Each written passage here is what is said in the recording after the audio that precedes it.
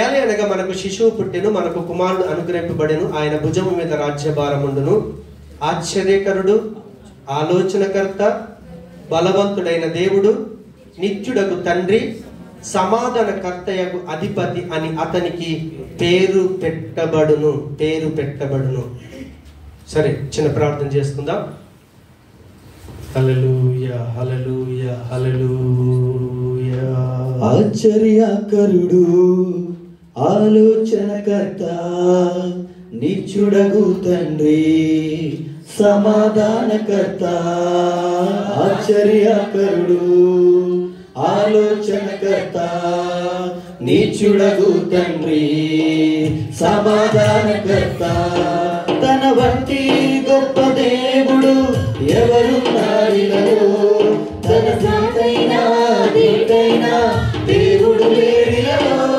తన వంటి గొప్ప దేవుడు ఎవరున్నారిలో, తన సాటైనా దీటైనా దేవుడు లేడిలో. ఆశ్చర్యకరుడు, ఆలోచనకర్త, నిత్యుడగు తండ్రి, సమాధానకర్త. ఆశ్చర్యకరుడు, ఆలోచనకర్త, నిత్యుడగు తండ్రి, సమాధానకర్త. ప్రేమగల మా తండ్రి, మీకు వందనాలు చెల్లిస్తున్నాం.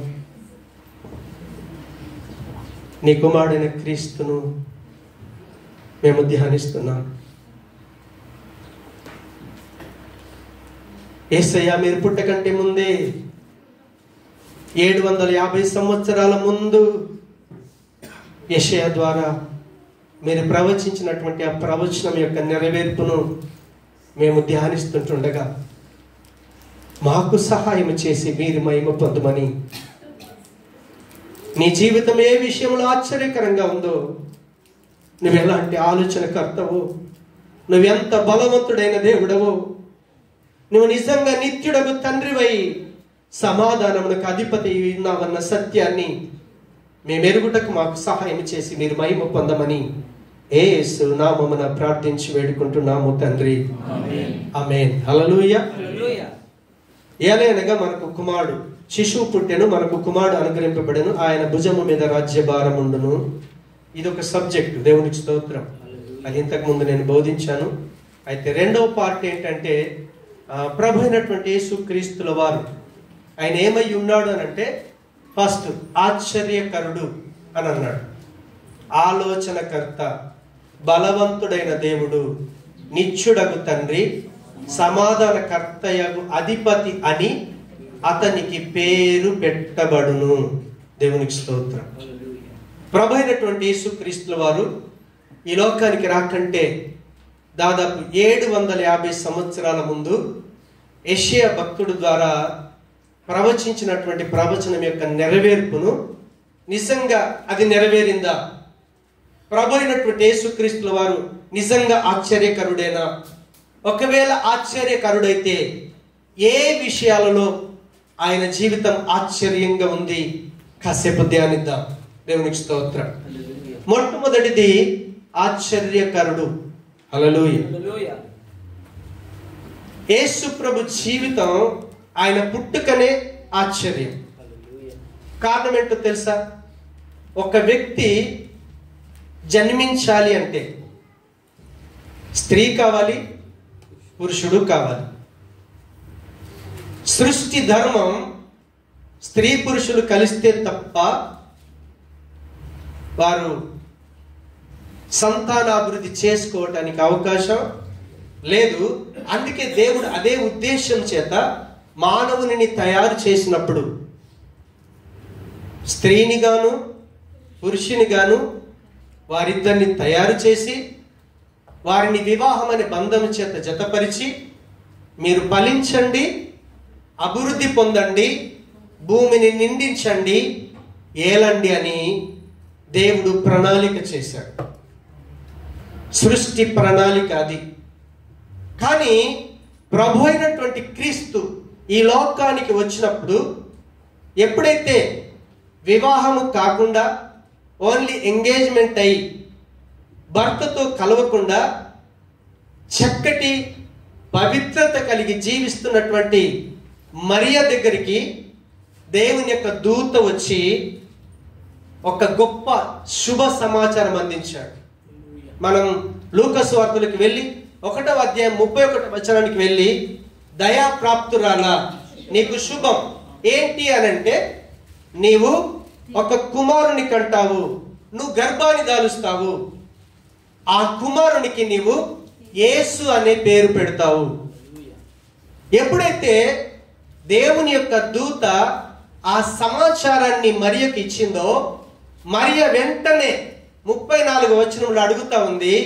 ఏమని అడుగుతా ఉంది అంటే, అందుకు మరియ, నేను పురుషుని ఎరగని దాననే. How it is possible? ఇది ఎలా సాధ్యమవుతుంది?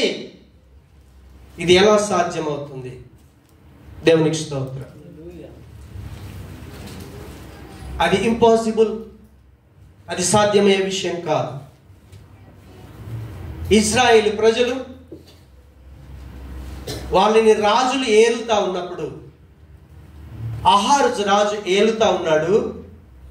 అహాజు రాజు మీదికి సిరియా రాజు దండెత్తి రావటానికి ప్రయత్నం చేస్తూ ఏం చేస్తాడంటే, ఎఫ్రామీయులను కూడా కలుపుకొని ఇజ్రాయెల్ దేశం మీదకి దండెత్తి వస్తూ ఉన్నాడు.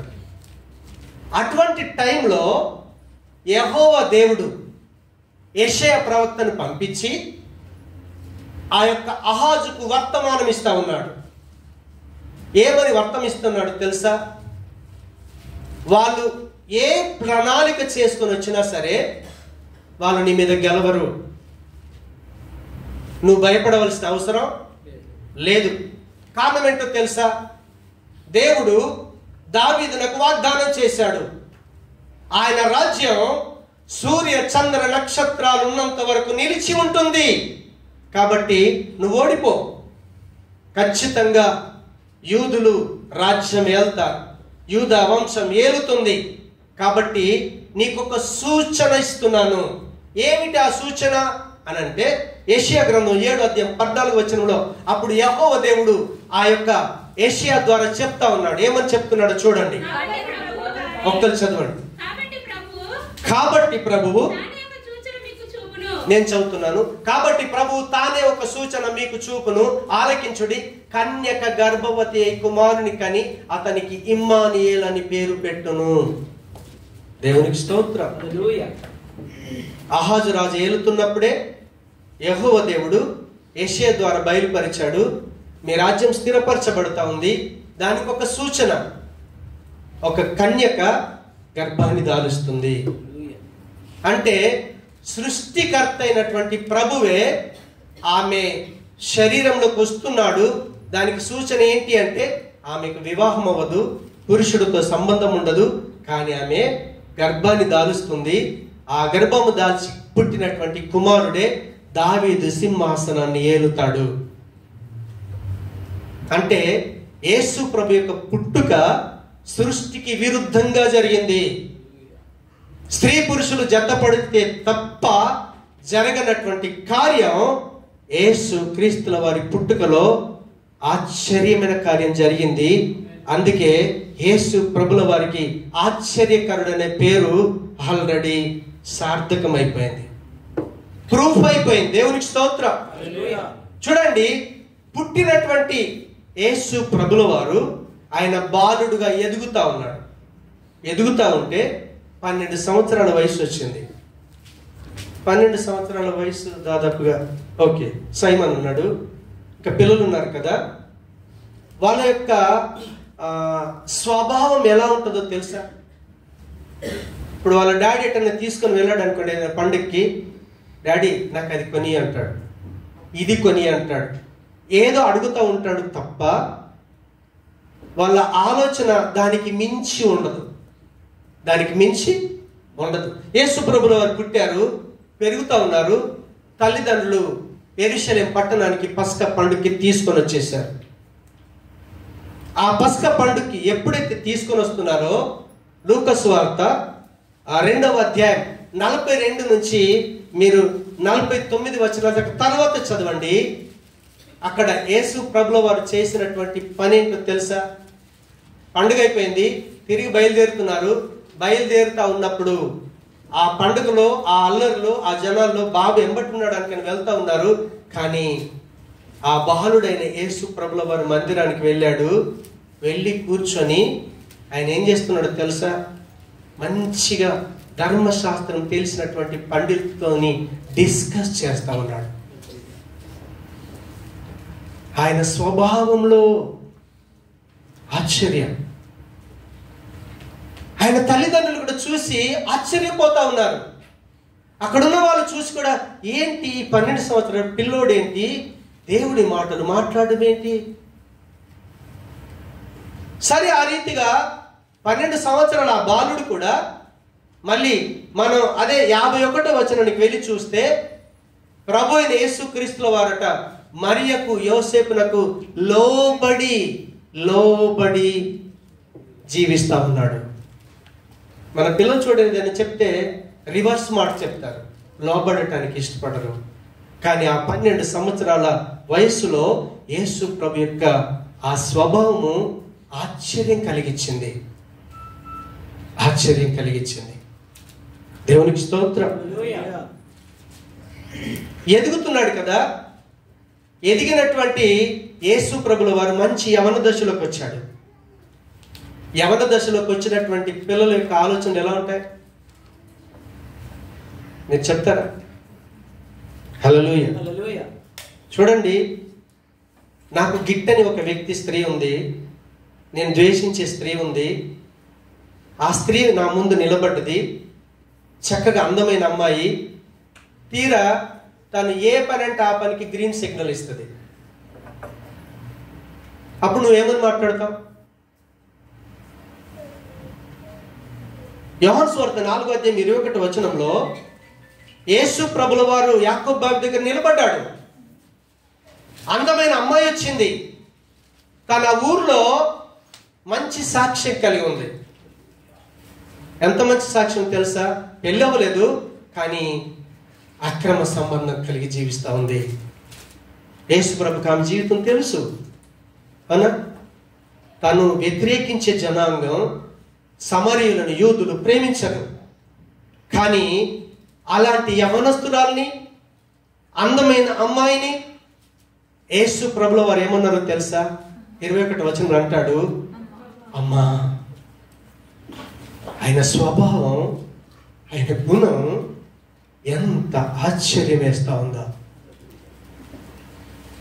ఆయన పుట్టుకలో ఆశ్చర్యం ఉంది, ఆయన స్వభావంలో, గుణములో ఆశ్చర్యమైన విషయాలు ఉన్నాయి. పెరిగాడు, బాగుంది. ఆయన పెరిగిన తర్వాత ఎప్పుడైతే రాజ్య సువార్తను, దేవుని పని చేయడం ఆరంభించాడో, ఆయన చేసిన ఒక్కొక్క కార్యాన్ని చూస్తే ఎంత ఆశ్చర్యం వేస్తుందో. యేసు ప్రభుల వారు చేసే ప్రతి కార్యంలో ఆశ్చర్యం ఉంది. మనం అదే లూకా సువార్తలకు వెళ్ళి 8వ అధ్యాయం 25వ వచనాన్ని చూస్తే, అక్కడ తుఫాన్ వచ్చేసింది, గాలితో ఆ పడవ మునిగిపోయే పరిస్థితి వచ్చేసింది. యేసు ప్రభుల వారు ఎప్పుడైతే గాలి తుఫాన్ని గద్దించాడో, ఆయనకున్నటువంటి శిష్యులట ఆశ్చర్యపోయారట. ఆశ్చర్యపడి ఈయన ఎవరో అని ఒకరితో ఒకడు చెప్పుకొని ఆశ్చర్యపడి, ఆయన చేసే కార్యాలు ఆశ్చర్యకరమైనవి. దేవునికి స్తోత్రం. హల్లెలూయా. సరే, యేసు ప్రభు జీవితాన్ని ఆయన తల్లి గర్భం నుంచి భూమి మీద పడ్డాక 33.5 సంవత్సరాలు ఆయన జీవించాడు కదా. ఆయన జీవించిన జీవితం అంతా కూడా ఎంత పవిత్రంగా ఉందో. యేసు ప్రభు ఒక్కడే అలాంటి యవన దశలో ప్రపంచానికి సవాలు చేసి అడిగాడు. యోహాను సువార్త 8వ అధ్యాయం 46వ వచనంలో ప్రభు సవాలు చేశాడు. ఏంటో తెలుసా? నా యందు పాపమున్నదని ఎవడైనా స్థాపిస్తాడా? హల్లెలూయా. యేసు ప్రభు యొక్క జీవితాన్ని ఎరిగినటువంటి పౌలు కూడా హెబ్రీ సంఘానికి పత్రిక రాసేటప్పుడు అంటాడు, హెబ్రీ పత్రిక 7వ అధ్యాయం 26వ వచనాన్ని వెళ్ళి చూస్తే యేసు ప్రభు జీవితం ఎలాంటిదో చెప్తా ఉన్నాడు. ఆయన వర్ణిస్తా ఉన్నాడు. ఆయన పవిత్రుడు, నిర్దోషి, నిష్కల్మషుడును, పాపంలో చేరక ప్రత్యేకముగా ఉన్నవాడు. దేవునికి స్తోత్రం. Is a different. ఆయన జీవితం ఆశ్చర్యం వేస్తుంది. ఆయన ప్రవర్తన ఆశ్చర్యం, ఆయన పుట్టుక ఆశ్చర్యం. దేవునికి స్తోత్రం. హల్లెలూయా. ఇంకా చూడండి, అలా పెరిగాడు కదా, పుట్టి పెరిగినటువంటి యేసు ప్రభుల వారు ఆయన చనిపోవటానికి నిర్ణయించుకున్నప్పుడు దేని కొరకు చనిపోయాడు చెప్తారా? యేసు ప్రభు ఎందుకు కొరకు చచ్చిపోయాడు? దేనిని ప్రేమించి, ఎవరిని ప్రేమించి చచ్చిపోయాడు? పాపులను ప్రేమించి. సరే, ఎవడైనా మంచిదాని కొరకు త్యాగం చేయగలుగుతాడు. నేను ఒక 100 రూపాయలు ఇస్తున్నానంటే మంచిదాని కొరకే, శ్రేష్టమైన దాని కొరకే, పనికొచ్చే దాని కొరకు ఎవడైనా వెలపెట్టి కొంటాడు తప్ప పనికిరాని మానవుల్ని. మీరు వ్యక్తిగతంగా ఇక్కడ మనం అందరం ఉన్నాం కదా, నాతో సహా. మనం క్రీస్తులోకి రాకంటే ముందు మన ఆలోచనలే కావచ్చు, మన జీవితం కావచ్చు, ఎంత నీచమై ఉండేనో. కొన్నిసార్లు మన ఆలోచనలు, మనం చేసిన పనులు జ్ఞాపకం వస్తే తలదించుకుంటాం. నిజంగా అలా జీవించింది నేనేనా? అలా ప్రవర్తించింది నేనేనా? అంత నిష్ఠూరమైనటువంటి పనికిరాన్ని వ్యధవులమైన మన కొరకు ప్రభు ప్రాణం పెట్టాడంటే ఆ ప్రేమ ఎంత ఆశ్చర్యమో చూడండి. ఆయన చావు కూడా ఆశ్చర్యం. అందుకే రోమపత్రికలు అంటాడు, రోమపత్రిక 5వ అధ్యాయం 6, 7, 8 వచనాలు చూడండి. మనం ఇంకా పాపులమై ఉండగానే చెడిపోయిన మన కొరకు, పడిపోయిన మన కొరకు, భ్రష్టులమైన మన కొరకు ఆయన ప్రాణం పెట్టాడే. ఆయన ప్రేమ ఆశ్చర్యం. ఆయన చనిపోవటం కూడా ఆశ్చర్యమే, ఆయన తిరిగి లేవటం కూడా ఆశ్చర్యమే. దేవునికి స్తోత్రం. మత్తయి సువార్త 28వ అధ్యాయం 1 నుంచి 6 వచనాలు మీరు తర్వాత చదవండి. ఆయన లేవటం ఎంత ఆశ్చర్యమో తెలుసా? సమాధి చేయబడింది, సమాధి దగ్గర స్పెషల్ సెక్యూరిటీ పెట్టారు. ఒక్క మనిషి, 2 మనుషులు దొర్లించడానికి ఆ రాయి అవకాశం లేని విధంగా పెద్ద రాయి పెట్టేశారు, సెక్యూరిటీ పెట్టారు. కావలి వాళ్ళు 24 అవర్స్ చూస్తూనే ఉన్నారు. ఊహించని విధంగా దేవుని యొక్క దూత వచ్చేసి ఆ రాయి దొర్లిస్తా ఉంటే అక్కడున్న సెక్యూరిటీ కావలి వాళ్ళు అట అది చూడలేక మూర్ఛిల్లి పడిపోయారు. ఆయన మామూలుగా సమాధి నుంచి రాయి దొర్లించకుండా కూడా ప్రభు రావచ్చు బయటికి. ఆయనకి అడ్డమా చెప్పండి? యేసు ప్రభుల వారికి అడ్డమా? రాయి అడ్డమా? కాదు.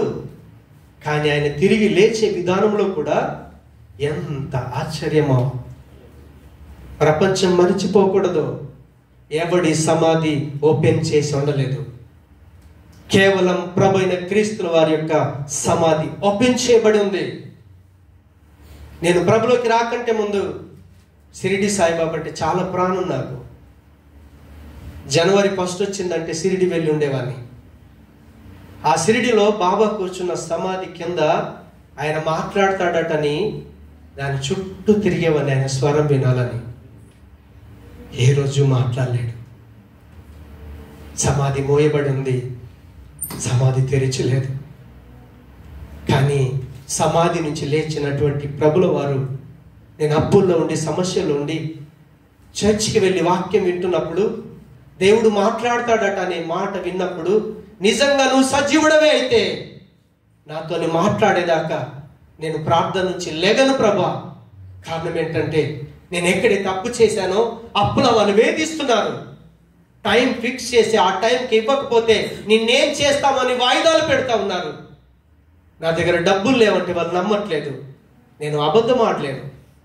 నేను నిన్ను నమ్ముకున్నాను కాబట్టి నేను సత్యం చెప్పాలి. నువ్వు నిజంగా సత్యవంతుడివైతే, నువ్వు నిజంగా సజీవం గలవాడవైతే నాతో మాట్లాడాలి ప్రభు అని ఇంటి దగ్గర ప్రార్థనలో కూర్చుంటే ఎవరో డిస్టర్బ్ చేస్తారని దూరంగా 20 కిలోమీటర్ల దూరం వెళ్ళి నేను భీమగల్లో చర్చ్లో వెళ్ళి నైట్ అంతా ప్రార్థనలో కూర్చుంటే 3వ నాడు రాత్రి అంటున్నాడు, నేను ఏడుస్తున్నాను ఒకటే, ప్రభా నువ్వు మాట్లాడాలి. రాత్రి 1:30 అయింది. ఆయన మాట్లాడుతూ ఉన్నాడు, నేను నీకు తోడున్నాను. భయపడ్డాను, లైట్ వేసుకొని కూర్చున్నాను, మళ్ళీ ఏడుస్తున్నాను. ఏడుస్తూ ఉంటే మళ్ళీ స్వరం వినిపిస్తుంది, నేను నీకు తోడై ఉన్నాను. మళ్ళీ ఎవరైనా ప్రేయర్ చేసుకోవడానికి వచ్చారేమో పక్కన చూశాను, ఎవరు లేరు. మళ్ళీ మోకరించి ఏడుస్తా ఉన్నాను. అప్పుడు స్పష్టంగా అంటున్నాడు, నేను నీకు తోడై ఉన్నాను. యేసు ప్రభుల వారి యొక్క పునరుత్థానం ఆశ్చర్యకరమైనది. ఆయన మనతో మాట్లాడతాడు. మాట్లాడే దేవుడు ఆయన, మాట్లాడే దేవుడు. ఆయన పునరుత్థానం ఆశ్చర్యమే. ఆయన పునరుత్థానుడై లేచిన తర్వాత ఆయన వెళ్ళిపోయేటప్పుడు కూడా ఆశ్చర్యమే. మీరు అపోస్తల కార్యములకు వెళ్ళి 1వ అధ్యాయం 9 నుంచి 11 వచనాల దాకా తర్వాత చదువుకోనండి. అక్కడ దేవుని యొక్క దూత చెప్తా ఉన్నాడు, ఏ గలిలయ మనుషులారా మీరేం చూస్తున్నారు? ప్రభు ఏ రీతిగా పరలోకానికి ఆరోహణమై వెళ్తా ఉన్నాడో మళ్ళీ అందరూ చూస్తుండగా మళ్ళీ ఆయన ఆరోహణమై వస్తాడు. ఆయన పుట్టుకలో ఆశ్చర్యం, ఆయన గుణంలో ఆశ్చర్యం, ఆయన ప్రవర్తనలో ఆశ్చర్యం, ఆయన చావులో ఆశ్చర్యం, ఆయన పునరుత్థానంలో ఆశ్చర్యం, ఆయన వెళ్ళటంలో ఆశ్చర్యం, ఆయన రావటంలో కూడా ఆశ్చర్యమే. అందుకే యేసు ప్రభుల వారికి యెషయా చెప్పాడు, ఆయన పుడతాడు, ఆయనకు ఆశ్చర్యకరుడు అనే పేరును పెడతారు. హల్లెలూయా. సాక్షులు ఆయన జీవితాన్ని చూసిన ప్రతి ఒక్కరు కూడా మాటలతో చెప్పటం కాదు, వాళ్ళ భావాన్ని వ్యక్తపరిచారు. ఆయన నిజంగా ఆశ్చర్యకరుడే. మన జీవితంలో కూడా ఆశ్చర్యమైన కార్యాలు చేస్తాడు. యేసు ప్రభుని మీరు నమ్ముకోండి, అమ్మా నాన్నకు పుట్టినటువంటి మన శరీర సంబంధమైన జీవితం వాక్యంలో పుట్టే జీవితాన్ని ఇస్తాడు ఆయన. అప్పుడు మనం దేవుని పిల్లలమవుతాం. వాక్యం ద్వారా కన్నాడు మనల్ని. అలాంటి ఆశ్చర్యకరమైన జీవితాన్ని దేవుడు మనకి ఈరోజు వచ్చాడు కాబట్టే ఆత్మస్వరూపుడైన దేవుణ్ణి ఆరాధించగలుగుతున్నాం. లేదంటే మనం కూడా అన్యుల్లాగానే ఒక దగ్గరికి వెళ్ళి విగ్రహాన్ని ఆరాధన చేసేవాళ్ళం, కళ్ళతో చూసేదాన్ని ఆరాధించే వాళ్ళం. కానీ ఈరోజు దేవుడు కోరుకుంటున్నట్టుగా యోహాను సువార్త 4వ అధ్యాయంలో అంటాడు, దేవుడట తనను ఆరాధించేవారు ఆత్మతో సత్యముతో ఆరాధిస్తారని. ఆ కాలం వచ్చిందన్నాడు. నిజంగా ప్రభు వచ్చాడు. శరీర సంబంధమైన జీవితం నుంచి ఆత్మ సంబంధమైన జీవితాన్ని ఈరోజు ఇచ్చాడు. అందుకే ప్రభుని ఇప్పుడు హృదయాంతరంగముల నుంచి ఆరాధన చేయగలుగుతా ఉన్నాం. ఈరోజు మన జీవితం ఆశ్చర్యకరమైన జీవితం. కళ్ళతో కనిపించని ప్రభుని ఆరాధన చేయగలుగుతున్నాం. కళ్ళతో చూడనటువంటి పరలోకాన్ని చేరుతామని నిరీక్షణతో ఆశ్చర్యకరమైన జీవితాన్ని అనుభవిస్తా ఉన్నాం. అది క్రైస్తవ జీవితం. అది క్రైస్తవ జీవితం. గుడికి వెళ్ళేది, చర్చికి వస్తే క్రైస్తవ జీవితం కాదు. ప్లేస్ మారింది, జీవితం మారలేదు. ప్లేస్ మారి జీవితం మారకపోతే గుడికి వెళ్ళినప్పుడు ఏ పనులు చేస్తామో చర్చ్కి వచ్చినప్పుడు అదే పనులు చేస్తాం. అవునా? ముహూర్తాలు చూస్తాం, పెళ్ళిళ్ళు చూస్తాం, అన్నీ చూస్తాం. బయటికి వెళ్తే మంచి రోజా, ఒక పని చేస్తే మంచి రోజా, గృహప్రవేశం చేస్తే మంచి రోజా, ఇల్లు కట్టిన తర్వాత పెళ్లి చేయొచ్చా, పెళ్లి కట్టిన తర్వాత గృహప్రవేశం చేయొచ్చా, ఎన్ని క్వశ్చన్లో మనకి, ఎన్ని క్వశ్చన్లో. దేవుళ్ళు కనుక పుట్టకపోతే మన బ్రతుకులు గుడి మారింది తప్ప బ్రతుకు మారలేదు. బ్రతుకులు మార్చే ఆశ్చర్యకరుడు మన ప్రభు అయిన యేసుక్రీస్తుల వారు. మనుషుల మతాలు మార్చడానికి ప్రభువు రాలేదు. మనుషుల మతాలు మార్చడానికి ప్రభువు రాలేదు. ప్రభు వచ్చింది మన జీవితాలు మార్చడానికి.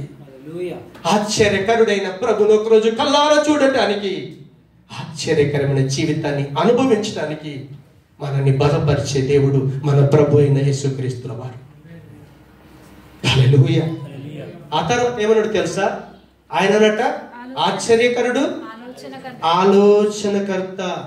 దేవునికి స్తోత్రం. హల్లెలూయా. యేసు ప్రభుల వారు ఎప్పుడైతే ఆయన భూమి మీదకి వచ్చాడో, యెషయా గ్రంథం 11వ అధ్యాయంలోకి వెళ్ళి మనం 2వ వచనాన్ని చూస్తే, తండ్రి అయినటువంటి దేవుడిలో 7 ఆత్మలు ఉన్నాయి. టైం లేదని నేను ఎక్స్ప్లెయిన్ చేస్తున్నాను. తండ్రి అయిన దేవుడి లోపల 7 ఆత్మలు ఉన్నాయి. ప్రభు అయినటువంటి యేసు క్రీస్తులో కూడా అవే 7 ఆత్మలు ఉన్నాయి. ఏమేమి ఆత్మలట? అవి నేను అన్ని చెప్పను కానీ అందులో ఒక ఆత్మ ఏంటిదంటే ఆలోచనకు ఆధారమగు ఆత్మ. ఆలోచనకు ఆధారమగు ఆత్మ. మీరు యేసు ప్రభు దగ్గరికి రండి.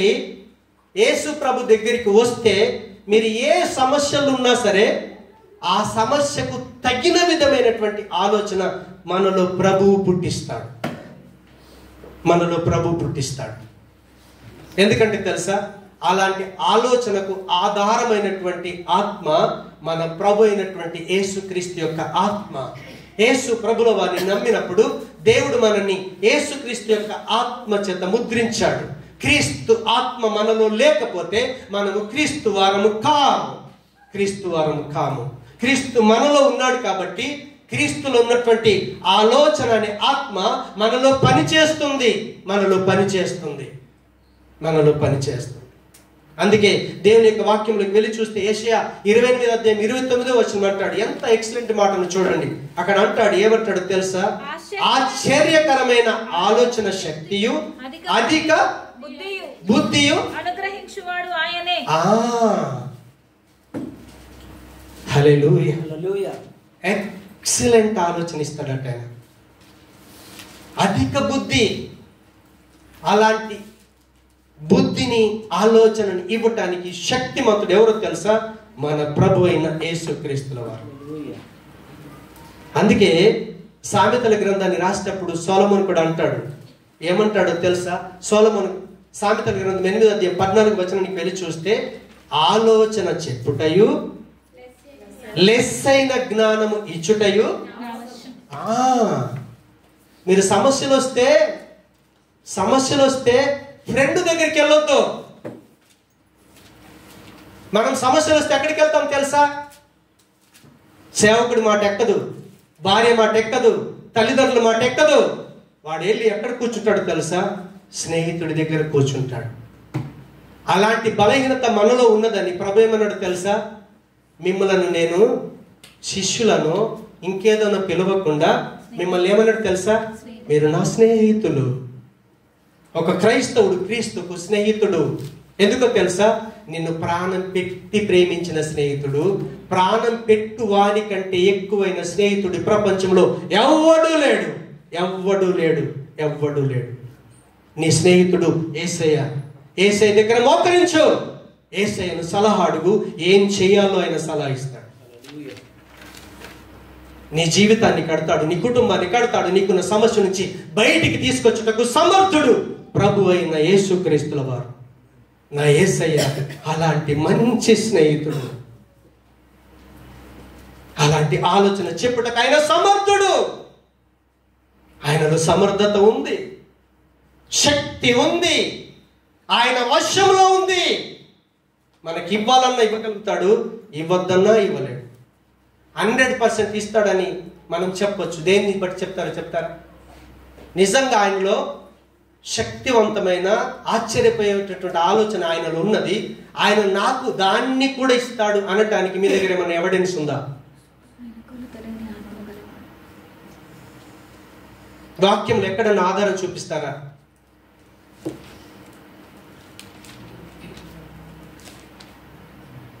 దేవుడు క్రీస్తునే మీ కొరకు ఇచ్చినప్పుడు క్రీస్తులో ఉన్న సమస్తమును మీకు ఇవ్వడా? ఎక్కడుంది చెప్తారా?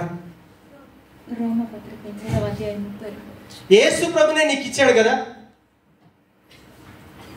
ఆయన ఎందుకొరకు ఇచ్చాడు? ఈ పిల్లలు పాపంలో ఉన్నారు, వాళ్ళు పాపంలో చచ్చిపోతే నరకానికి వెళ్ళిపోతారు. ఆ పాప శిక్షను భరించడం కూడా వాళ్ళ వల్ల కాదు. కాబట్టి ఆ శిక్షను నీ మీద వేస్తున్నాను. నీవు వెళ్ళి వాళ్ళ కొరకు చచ్చిపోమ్మని పంపించినటువంటి దేవుడు క్రీస్తులో ఉన్న మంచి గుణాలు ఇవ్వలేడా? క్రీస్తునున్న ఆలోచన శక్తి మనకి ఇవ్వలేడా? ఆయననున్న జ్ఞానాన్ని ఇవ్వలేడా? జ్ఞాన వివేకములకు ఆధారమైన ఆత్మ, ఆలోచన బలములకు ఆధారమైన ఆత్మ, తెలివిని తలాంతును దేవుని యందు భయభక్తులు కలిగిన ఆత్మ మన ప్రభులో ఉంది. అది 100% మనకిస్తాడు. ప్రాణాన్ని ఇచ్చేసిన వాడు ఆయన దగ్గరున్న ఆస్తిని ఇవ్వలేడా? నేను నీ కొరకు చచ్చిపోతాను అనుకున్నప్పుడు నా దగ్గర ఉన్న ₹1,00,00,000 నీకు ఇవ్వలేనా? ఈజీకి ఇచ్చేస్తాం. కోటిని బతికించుకోవడం కొరకు ప్రాణాన్ని త్యాగం చేస్తాం. కానీ ప్రభు అలాంటి కాదు. తాను కలిగిన సమస్తాన్ని మనకి ఇవ్వటం కొరకు ఈ లోకానికి వచ్చాడు. మన కులం మతం మార్చడానికి రాలేదు ఆయన. మనల్ని దేవుని పిల్లలుగా చేయటానికి, దేవునిలో ఉన్నటువంటి ఆలోచన శక్తిని మనకివ్వటం కొరకు ప్రభు ఈ లోకానికి వచ్చాడు. అందుకే యేసు ప్రభుల వారి యొక్క ఆలోచన ఆశ్చర్యకరమైంది. ఆయన ఆ మాట యెషయా యేసు ప్రభు పుట్టకంటే ముందే 750 సంవత్సరాల ముందు చెప్తా ఉన్నాడు. ఆయన ఆశ్చర్యకరుడు, ఆయన ఆలోచనకు కర్త. ఆలోచన పుట్టాలంటే ఆయన దగ్గర నుంచే పుట్టాలి, వేరే దగ్గర నుంచి రాదు. వేరే దగ్గర నుంచి పుట్టేది ఏంటో తెలుసా? దుష్ట సంబంధమైన ఆలోచన. అది సాతాను గడిస్తాడు. నీ జీవితాన్ని, నీ కుటుంబాన్ని, నీ సంసారాన్ని పాడు చేస్తాడు. పడిపోయినవన్నీ కట్టడానికి ప్రభు వచ్చాడు, నిలబడ్డాన్ని పడగొట్టడానికి సాతాను గడు వచ్చాడు. సాతాను మాట వింటావా? దేవుడి మాట వింటావా? నీ కొరకు ప్రాణం పెట్టిన క్రీస్తు మాట వింటావా? లేకపోతే లోక సంబంధమైన మనుషుల మాటలు వింటావా? కొన్నిసార్లు సేవకుడు కూడా తప్పు చెప్పొచ్చు, కానీ నీ కొరకు ప్రాణం పెట్టిన ప్రభు ఏ రోజు నిన్ను తప్పుడు నిర్ణయాలకి తీసుకొని వెళ్ళలేడు.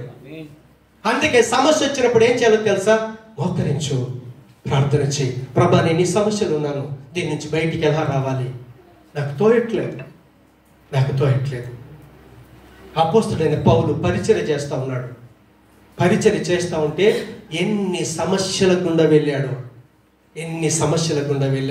ఒకసారి కొరింథీ పత్రిక 2 కొరింథీ పత్రిక 4:8 చూడండి. 2 కొరింథీ పత్రిక 4:8 ఎటు పోయినను శ్రమపడుచున్నను ఇరికింపబడు వారము కాము, అపాయములో నున్నను కేవలం ఉపాయము లేని వారము కాము. హల్లెలూయా. దానికి ముందు ఎక్స్ప్లెయిన్ చేస్తాడనమాట. మంటి ఘటములలో మహిమ ఐశ్వర్యము నివాసం చేస్తుంది.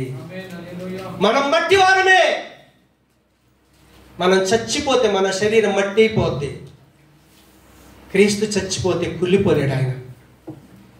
ఆయన శరీరం ఏమైంది? కుళ్ళు పట్టల. సమాధిలో 3 రోజులు ఉన్నాడు. బయటకు వచ్చి చూస్తే యేసు ప్రభుల వారు బతికున్నప్పుడు ఏ శరీరం కలిగి ఉన్నాడో అదే శరీరం ఉంది. శిష్యులను అన్నాడు, ముట్టండి నన్ను. తోమ అన్నాడు, నీ మేకులు కొట్టిన ఏళ్లలో ఆ హోల్స్ లో ఏళ్ళు పెడితే తప్ప నమ్మనంటే, ఒరే వచ్చి ముట్టరా బాబు. ఆయన నీళ్ళ మీద నడుస్తూ ఉంటే డోరు క్లోజ్ ఉండి బయటికి లోనికి వస్తూ ఉంటే దయ్యం అనుకొని భయపడతా ఉంటే ఆయన అంటాడు, దయ్యానికి నాలా శరీరం ఉండదు, మీరు నన్ను వచ్చి ముట్టండి. నా శరీరం ఏంటో తెలుసా? అక్షయమయ్యే శరీరం. క్షయమయ్యే శరీరం మనది, మట్టి శరీరం. కానీ యేసు ప్రభుని ఎప్పుడైతే మనం నమ్ముకున్నామో ఆయన మహిమ మన మంటి ఘట్టాలలో నివాసం చేస్తా ఉంది. ఈ మట్టి శరీరంతో ఉంటే మనం మాట పోయింది. మాట జస్ట్ చూచి 2 కొరింథీ 4:8. మనం మట్టి శరీరంతో పోయినాం అనుకోండి, శ్రమ వస్తే బాధపడతాం, ఎక్కడన్నా సమస్యలు ఇరుక్కుపోతే బాధపడతాం. అది మనకు సాధ్యం కాదు బయటికి రావటానికి. కానీ ఆ పౌలు అంటున్నాడు, అపాయములో నున్నను కేవలం ఉపాయము లేని వారం కాము. ఉపాయమును, ఆలోచననిచ్చే శక్తి కలిగిన దేవుడు మనలో నివాసం చేస్తున్నాడు. తల్లిదండ్రులకు పిల్లలకు మధ్య సమస్య వచ్చిందా? భార్య భర్తలకు మధ్య సమస్య వచ్చిందా? అన్నదమ్ములకు సమస్య వచ్చిందా? మీరు క్రైస్తవులైతే క్రీస్తు దగ్గర మోకరించండి, ప్రభు పరిష్కారం ఇస్తాడు, చక్కటి ఆలోచన ఇస్తాడు. ఆలోచన కలిగినటువంటి ఆత్మ మన ప్రభులో ఉంది. జ్ఞాన వివేకములకు ఆధారమైన ఆత్మ ఆలోచన బలములను అందజేయు దివ్యాత్మ. అలాంటి దివ్యమైనటువంటి ఆత్మ మన ప్రభువులో ఉంది. అలాంటి దివ్యమైనటువంటి వాడు మన ప్రభు అయిన యేసుక్రీస్తు వారు. అలాంటి క్రీస్తుని నమ్ముకున్న మనం, ఆయనని వెంబడిస్తున్నటువంటి మనం మన సమస్యలలో ప్రభువును ఆశ్రయించాలి. ఆశ్చర్యపోయే ఆలోచనను మనకిస్తాడు, సమస్య నుంచి బయటికి తీసుకొస్తాడు. అందుకే మీరు ఎవరి వైపు చూడొద్దు, పాస్టర్ వైపు కూడా చూడొద్దు. పాస్టర్ను సైతం నడిపిస్తున్నటువంటి ప్రభు వైపు చూడాలి, యేసు వైపు చూడాలి. అందుకే పౌలు ఎవరిని చూడలేదు. నేను క్రీస్తును పోలి క్రీస్తును చూస్తున్నాను, క్రీస్తు జీవితాన్ని చూస్తున్నాను, ఆయనలాగా జీవించడానికి ప్రయత్నం చేస్తున్నాను. అందుకే ఆయన అంటాడు, ఎటు పోయినను ఇరికింపబడు వారము కాము, అపాయమున్నను ఉపాయము లేని వారము కాము. మన దేవుడు ఆలోచనకర్త అయినటువంటి దేవుడు. దేవునికి స్తోత్రం. హల్లెలూయా. కాబట్టి ఇక్కడున్న మనందరికీ రకరకాల సమస్యలు ఉండొచ్చు. సమస్య లేని వ్యక్తులు ఎవరు లేరు. మీ ఉద్యోగంలో సమస్య ఉందా? మీ కుటుంబంలో సమస్య ఉందా? మీ పిల్లలతో సమస్య ఉందా? నీ భార్యతో ఉందా? నీ భర్తతో ఉందా? మీ అమ్మ నాన్నతో ఉందా? లేకపోతే నువ్వు చేసే ఉద్యోగంలో నీ పైన ఉన్న అధికారితో సమస్య ఉందా? ఎవరితో సమస్య ఉన్నా సమస్త సమస్యల పరిష్కారమును ఆలోచనలు చెప్పే ప్రభు మనతో ఉన్నాడు. మోకరిద్దాం, ప్రార్థన చేసుకుందాం. మోకరిద్దాం, ప్రార్థన చేసుకుందాం. మన ప్రభు ఎవరో కాదు, ఆయన ఆలోచనకర్త. నిజంగా ఆయన ఆశ్చర్యకరుడు. ఆయన జీవితం చూస్తే కన్యకకు జన్మించాడు. పురుషుడి సంబంధం లేకుండానే మరియ చెప్తా ఉంది, ప్రభువా నేను పురుషుని ఎరగని దాననే, ఇది ఎలా సాధ్యం? ఎప్పుడైతే దేవుని యొక్క దూత యొక్క మాటను విన్నదో దేవుడితో అంటుంది, అలా నా జీవితంలో జరుగునుగాక, అది సిద్ధించునుగాక. ఎంత గొప్ప దేవుడో, ఎంత గొప్ప దేవుడో. ఇంకా నువ్వు ఒక మనిషిగా, నీ అమ్మ నాన్నకు పుట్టినటువంటి వ్యక్తిగా ఒక మనిషిలాగానే జీవిస్తున్నావా? క్రీస్తును నమ్మి ఆయన వాక్యం యొక్క అనుభవంలోకి రాకుండా, దేవునికి ఒక కుమారుడిగా కుమార్తెగా లేకుండా జీవించకుండా శరీర సంబంధమైన మనసుతోనే జీవిస్తున్నావా? ఆత్మ సంబంధమైన మనసుతో జీవిస్తున్నావా? ఎప్పుడైతే క్రీస్తును నమ్ముకున్నామో వాక్యం సెలవిస్తా ఉంది. యోహాను సువార్త 1:12 అంటాడు, ఎప్పుడైతే యేసు ప్రభు యొక్క నామాన్ని మీరు ఎరిగారో, ఆయన గుణ లక్షణాలని మీరు ఎరిగారో, అప్పుడు మీరు దేవునికి పిల్లలయ్యారు. దేవుని కుమారుడుగా కుమార్తెగా జీవించడానికి దేవుడు నీకు అధికారం ఇచ్చాడు. ఇప్పుడు నువ్వు దేవుని బిడ్డవే. నీలో ఉన్నటువంటి ఆత్మకు, ఆత్మ స్వరూపుడైన దేవుడు, పరిశుద్ధాత్మ దేవుడు, నీవు దేవుని కుమారుడవే, దేవుని కుమార్తెవే అని సాక్ష్యం ఇచ్చుట కొరకే దేవుని యొక్క ఆత్మ మనతో కలిసి నివాసం చేస్తా ఉన్నాడు. క్రీస్తు ఆత్మ మనలో నివాసం చేస్తా ఉంది.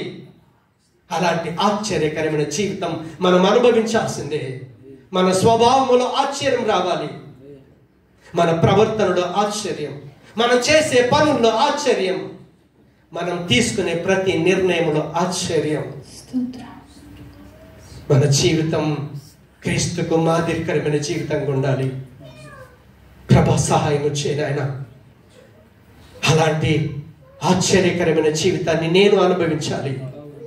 నాకున్న సమస్యల్లో ప్రభా నేను ఎవరిని కాదు, నీ పాదాల దగ్గర మోకరించి ఆశ్చర్యమైన ఆలోచన శక్తి, అధికమైన బుద్ధి ఇచ్చుటకు నీ వశమై ఉన్నది.